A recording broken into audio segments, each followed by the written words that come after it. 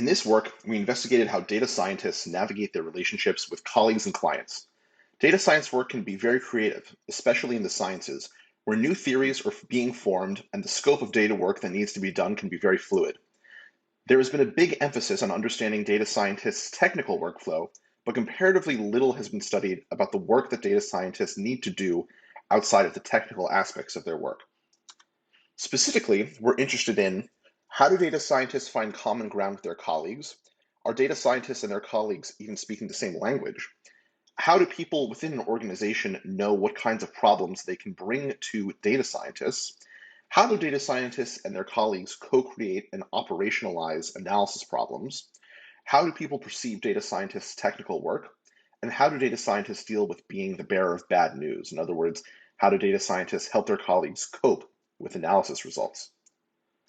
To explore these questions, we interviewed 10 data scientists who each had many years of experience working in a consulting role, either as an independent consultant or with a larger organization. These participants worked in many different settings, including in healthcare, in government, and at startups and large corporations. We tried to get the widest variety of participants as we could, so we could identify common themes from their interviews that could be more generalizable across fields. Based on these interviews, we came up with this outer loop workflow illustrating the social and emotional work that consulting data scientists often need to engage with. Let's walk through it. We start with groundwork, building trust and reputation with potential clients.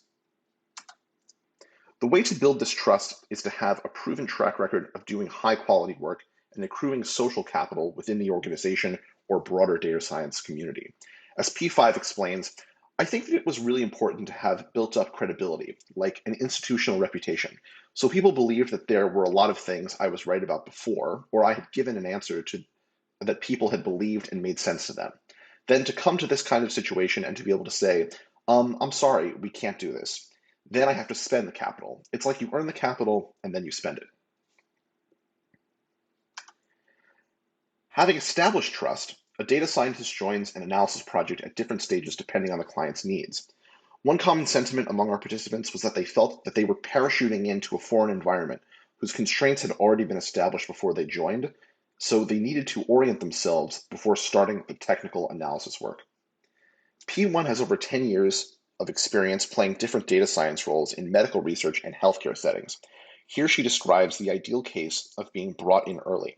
When my client would ask me for things, it would range from, we need you to design this study, to we need you to help define the research question, to we need you to make this figure because we want to put this figure in a journal paper, or hey, can you do this reanalysis because reviewer 2 wanted this reanalysis. The main upfront conversation that a data scientist must have with clients in this case is to help them with managing expectations about their desired technique. Here, P8 said, I feel like people have overhyped data science, artificial intelligence. These words, I hate even using them now because people expect very glamorous sorts of results.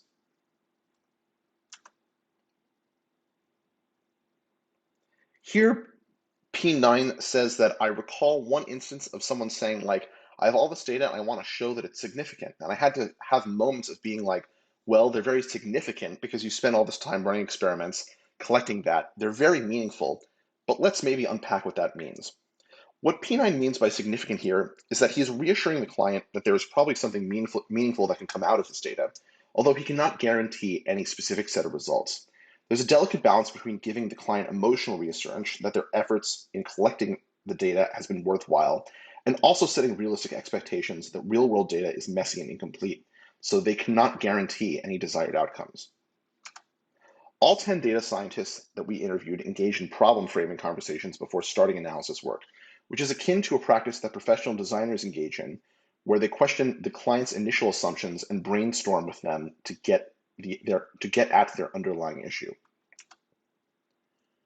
P1 explains how even a seemingly simple request for one data value can lead to a detailed back and forth conversation as she tries to understand what the client really wants. Here she says, I'll get a random message from someone saying, hey, do you know what this number is? And I'll say, maybe, let's say yes, I do know what that number is, but tell me, why are you asking? Is there a bigger problem I can help solve? Are you having conversations that are going to lead to more projects later? Or does this reflect the fact that you don't have immediate access to this number? There's always a question under the question, right? Bridging work occurs in two directions: the data scientist teaching the client about technical analysis methods, and the data scientist getting the client to teach them about the target domain. P10 mentioned calibrating expectations as another benefit of this bridging work. I can talk multiple languages when I talk to different people. And I think that in a lot of situations, there's also the scenario where people might not know as much about data science, right? So if they don't know the language, some of the basics, then they might have unrealistic expectations. So that's also part of my vision, is setting realistic expectations. Half of the participants we interviewed mentioned the word magic when describing how their clients perceive their work without any specific prompting from the interviewer.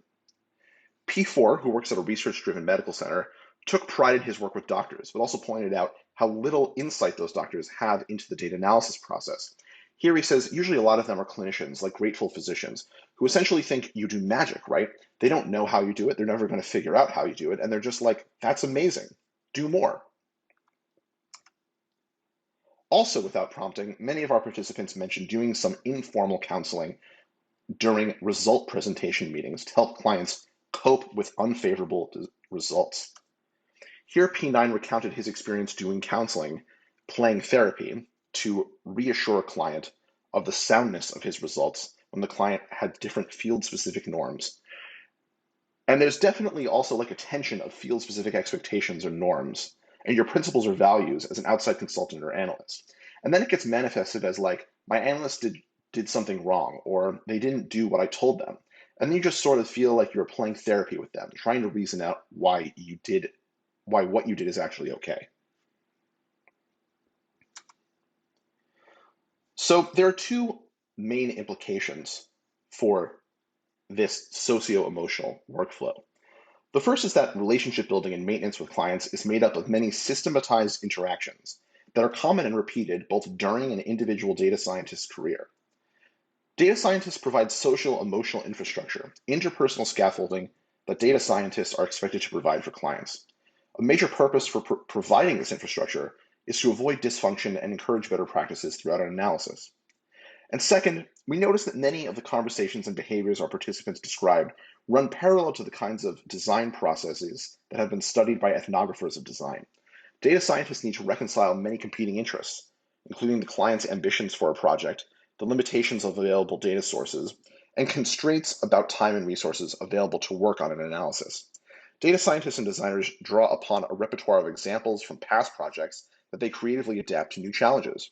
In future work, we'd like to adapt some of the lessons learned from creating digital tools for designers to see how those insights could be applied to tools for data scientists.